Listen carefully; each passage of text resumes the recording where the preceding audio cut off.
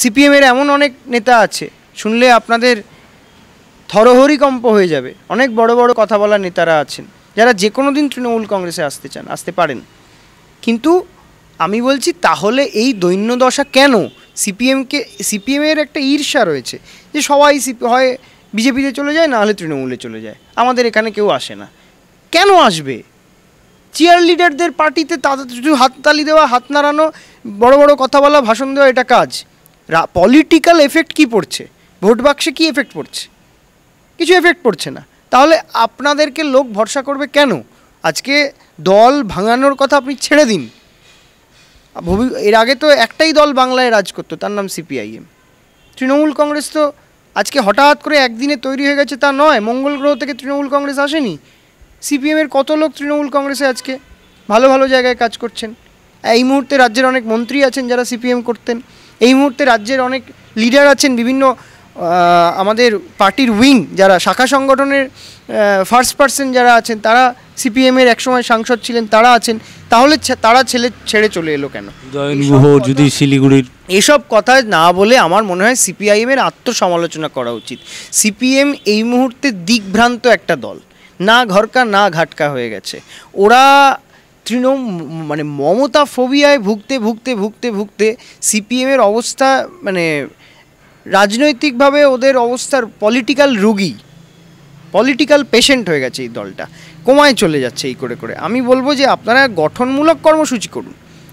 আপনারা এই যে রাস্তায় দাঁড়িয়ে মমতা বন্দ্যোপাধ্যায়কে চোর বলছেন, চোর বলবার পরে ধূপগুড়ির মতো একটা জায়গায় নির্বাচন হচ্ছে, যে সময় আপনারা একটা সময় ওই জায়গায় আপনাদের দুর্গ ছিল বলা যেতে পারে, সেই দুর্গে আপনারা জাস্ট ভ্যানিশ, লড়াই করতে হচ্ছে বিজেপির সাথে।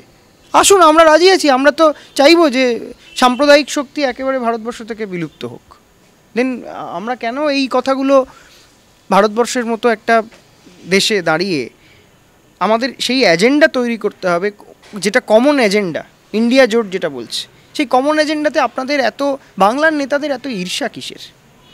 ওদের সেদিন থেকে রাগ, যেদিন 1986-এ মমতা বন্দ্যোপাধ্যায় সোমনাথ চ্যাটার্জিকে হারিয়ে একটা টালির চালের মেয়ে, কালীঘাটের টালির চালের একটা মেয়ে বাংলা চালাচ্ছে, এটা সহ্য করতে পারে না।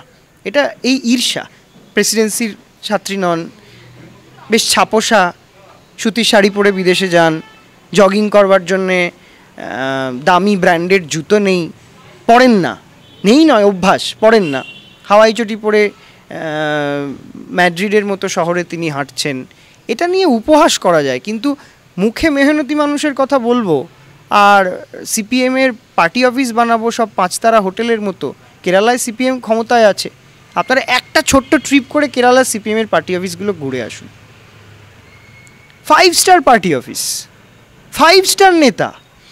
আমি নাম বলছি না, আপনাদের ছাত্র যুবদের একজন নেতা এই 22 লাখ টাকার গাড়ি চড়ে ঘুরে বেড়াচ্ছেন।